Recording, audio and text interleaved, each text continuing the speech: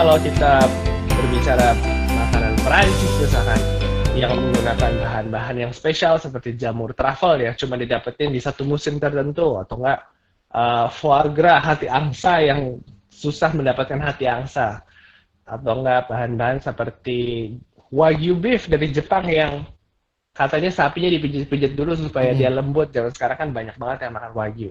Jadi bahan-bahan tertentu ini memang mahal, lalu dipadukan dengan bahan-bahan yang lain jadinya super mahal lagi gitu. Dan juga proses masak itu kan nggak cuma ada satu orang yang masak. Proses masak itu kan pasti di belakangnya ada biaya listrik, ada biaya air, ada biaya lain-lain biasanya. Jadi kalau di restoran ada namanya tax gitu. Jadi kita masukkan biaya tax itu supaya menutupi biaya-biaya yang tadi dibutuhkan. Nah, jadinya kenapa makanan mahal? Karena memang proses dari petani sampai ke meja makan teman-teman semua pasti perjalanannya panjang sekali. Jadinya disitulah ada harga yang mahal, ada yang murah gitu. Kalau mau murah, tipsnya adalah masak sendiri di rumah. Itu pasti murah. Iya betul, Ya. betul. Jadi yang paling mahal apa kak tadi kak? Dan di penasaran kamu yang Kalau itu yang kak. paling mahal, saya banyak banget di Instagram saya ada Indomie foie gras lah, ada Wow. Indomie cuma dikasih foie gras atau nggak dikasih emas yang bisa dimakan. Saya Uh, menggunakan lobster misalnya. Lobster itu sebenarnya kalau di Indonesia harganya murah, cuma kalau kita ke Bali harganya mahal sekali karena memang harga turis. Jadi kalau mau makanan makanan yang murah tapi makanan yang mahal tapi murah, kalian bisa beli lobster online mungkin lalu dimasak di rumah sendiri.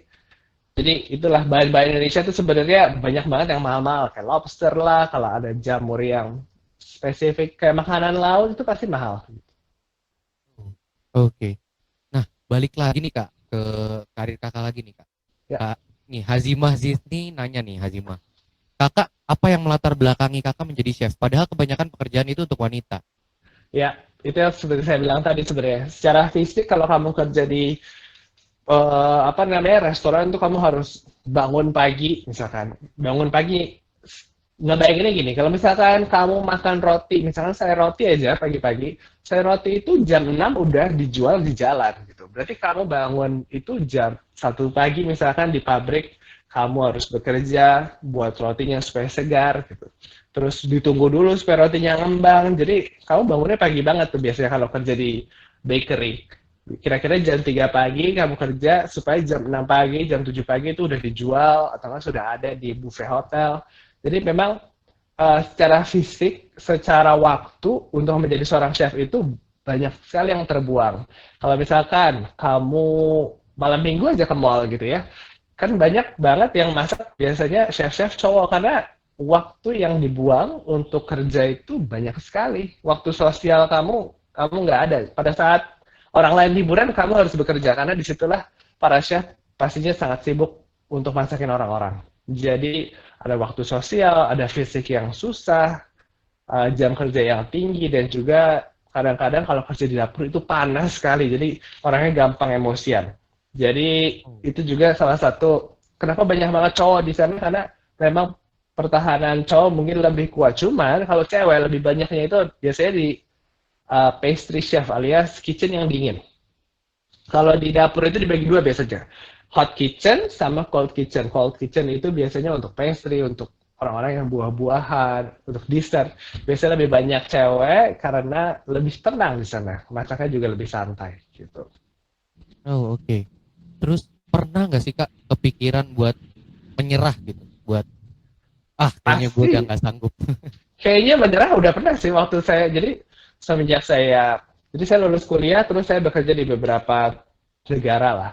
Ada pertama pindah ke Singapura, ke Malaysia, terus ke Perancis, terus ke Australia. Pada saat di Australia saya udah bekerja di sebuah hotel yang nomor satu lah di Melbourne, Australia. Namanya Crown Casino Melbourne. Di sana itu mereka punya banquet hall alias hall kawinan yang cukup besar, bisa meng-cater untuk 30.000 orang sekali. Dalam satu gedung, bayangin ada 30 orang yang kawinan. Misalnya kamu kawinan ada 30.000 orang lah. Berarti kita harus masakin 30.000 orang sekaligus setiap weekend. Ngebayangin gimana caranya masak nasi goreng 30.000 orang, itu persiapannya panjang sekali, bisa 1 minggu persiapannya untuk satu menu. Eh, jadi di situ saya bekerja hampir setahun, cuman saya bekerja hampir setiap hari karena banyak sekali acaranya. Dan itu benar-benar menguras fisik saya sampai saya sakit-sakitan. Akhirnya saya menyerah, menyerah karena fisiknya udah gak kuat. Akhirnya saya kembali ke Jakarta untuk melakukan sesuatu yang tidak mau masak dulu karena butuh banget istirahat gitu. Akhirnya saya menulis majalah di sebuah majalah di Indonesia dan akhirnya malah orang suka, orang baca resepnya. Akhirnya dipilih sama Kompas TV untuk dibuatin acara di TV. Baru habis dari Kompas TV dibeli di channel luar namanya Asian Food Network. Akhirnya sekarang saya juga tayang di 13 negara cooking show saya. Jadi saya juga mempromosikan masakan yang Indonesia ke 13 negara Asia ini gitu. Oh, 13 negara Asia. Mm-mm. Keren, luar biasa, Kak. Nah, teman-teman nih, Kak, sebelumnya, Kak. Jadi Kak Yuda ini kan dulu sama kayak kalian ya, maksudnya sekolah di SMP Pembangunan Jaya juga gitu. Nah, Betul, betul. mungkin ada ini kali ya, ada apa? Mungkin kesan-kesan waktu Kak Yuda sekolah di SMP Pembangunan Jaya atau SMA gitu ya oleh Pak Gimin atau gurunya Pak Gimin mungkin, Pak. Silakan, Pak. Ada Pak Gimin. Ada Pak Gimin, Pak. Silakan. Mungkin mau pesan gitu, Kak. Halo, halo Yud. Halo Pak. Gimana? T Carnation itu adalah galaksi paling besar ya Yud ya?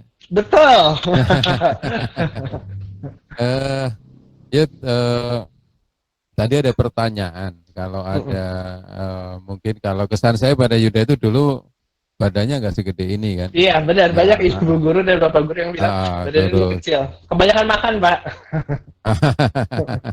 Ya, dulu teman dekatmu siapa ya Yud ya? Dulu ada SMP itu, waduh, ada Rory, ada Viko, ada Vito ya? Viko juga. Rata-rata anak basket semua. Cewek.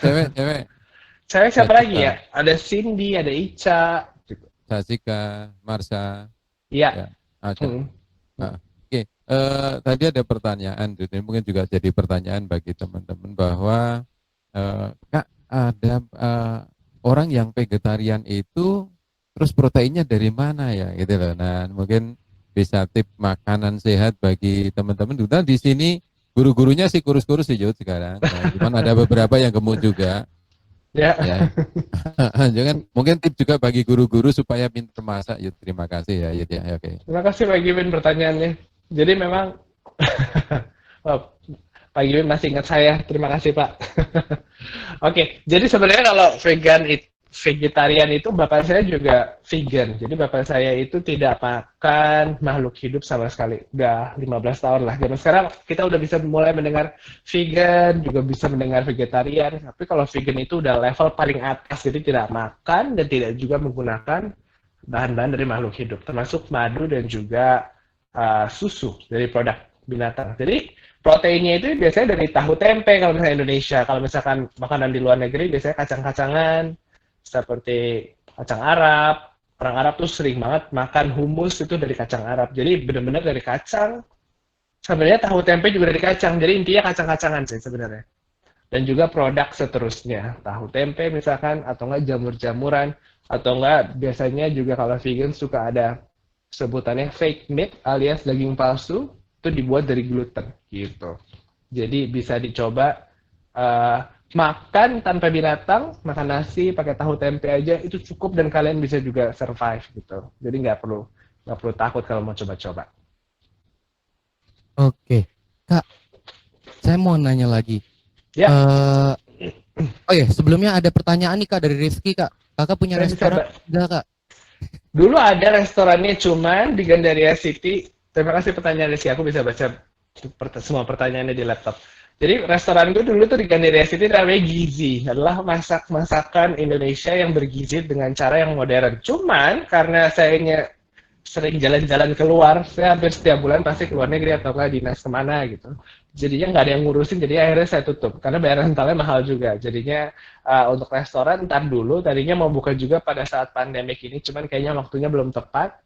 Sekarang masih secara online, jadinya entar dulu, entar balik lagi buka restoran secara fisik di suatu tempat gitu. Oke. Kak, saya penasaran Kak. Tadi kan Kakak Hmm. bilang dulu badan Kakak kecil, sekarang agak besar gitu ya Kak. Mau nanya dong Ya, Kak, berarti jadi chef itu kan masak terus ya Kak? Ada ya, godaan dong buat makan Kak? pastinya itu 24 jam godaannya. Yang pertama adalah kamu masakin orang, pasti kamu harus nyicip.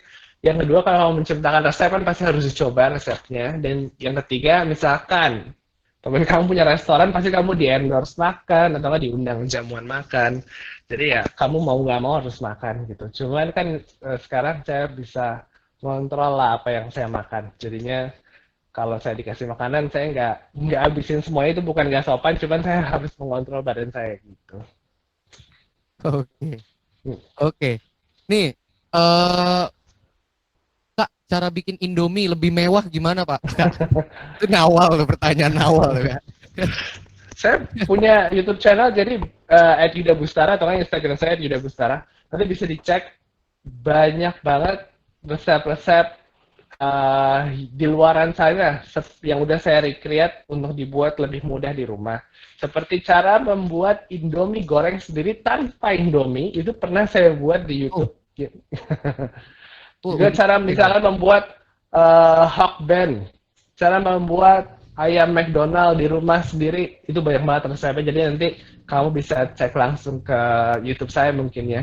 Cek, ketik aja Indomie dan Yuda Bustara, nanti langsung keluar resepnya gitu.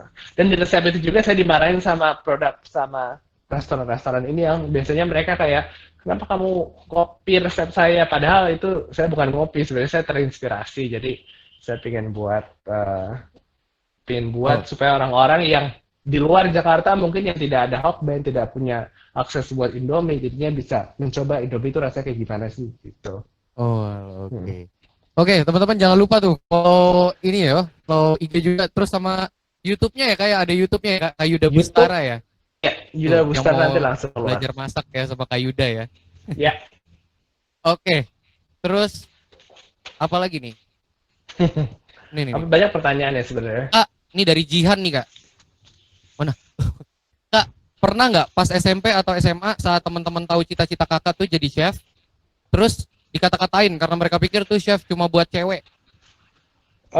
Banyak sih sebenarnya, cuman saya hanya melakukan apa yang saya suka aja. Jadi pada saat SMA sebenarnya di PJ itu saya sudah mulai menulis, waktu itu kan ada karya tulis akhir. Saya menulisnya tentang kopi sebenarnya. Di zaman itu kopi itu belum zaman seperti zaman sekarang, jadi masih agak susah dicari. Terus orang-orang kayak ngapain sih nulis soal kopi? Kopi kan nggak penting gitu, nggak boring ataupun eh, pokoknya sesuatu yang nggak layak untuk dibahas. Tapi waktu itu ada Ibu Fitri namanya dari SMPPJ pernah bilang, kalau kamu melakukan kamu suka itu kamu lakukan aja sampai sampai benar-benar terjadi akhirnya, karena pesan dari Ibu Fitri dan juga beberapa guru di PJ, ya saya melakukan aja. Pokoknya passion saya masak, saya ikutin terus sampai akhirnya membuktikan kalau oh saya bisa berhasil di sini gitu. Oke, dan terbukti ya Kak sukses ya Kak. Saya juga pernah lihat Alhamdulillah sih. di Facebook Kakak juga kemarin tuh yang apa sih namanya? eh yang di Makau itu Kakak apa sih? Food apa sih namanya? Oh iya, Adventure saya ya, waktu food itu diundang. adventure ya. Betul. Jadi saya banyak Iya. diundang oleh pariwisata negara lain untuk promoin kira-kira makanan mereka apa aja gitu. Jadi Oh. kerjaan saya enak, ya jalan-jalan cuma dibayar gitu. Oke, jadi kerja sambil seru-seruan juga ya Kak ya, karena senang dengan Betul. pekerjaan. Oke, dan terakhir nih Kak, mungkin karena waktunya udah mau habis Kak. Mungkin bisa ngasih tips gitu buat teman-teman supaya gimana supaya bisa kayak Kayuda gitu Kak. Sebenarnya tipsnya itu adalah ikutin terus passion kamu apa. Emang agak susah kalau misalkan di SMP kira-kira saya mau jadi apa nanti gitu ya. Memang itu masih susah. Cuman kamu kalau zaman sekarang karena internet itu sangat gampang untuk diakses, jadi kamu bisa menentukan kira-kira, oh saya suka fashion atau enggak saya suka traveling, gimana ya caranya traveling gratis nanti, bisa jadi pilot mungkin, bisa juga kerja jadi chef karena chef banyak sekali di jalan-jalannya, bisa juga jadi yang lain-lain. Jadi sebisa mungkin kamu udah tahu passion kamu apa sebelum kamu selesai SMA. Jadi kamu udah tahu kuliahnya di mana. Memang itu agak susah karena itu nanti akan menjadi pertanyaan yang sangat berat dari manapun, dari orang tua pasti juga nanya, kamu mau kuliah apa? Jadi kamu udah pastikan kira-kira kuliah dan passion kamu menyatu gitu biar pas gitu.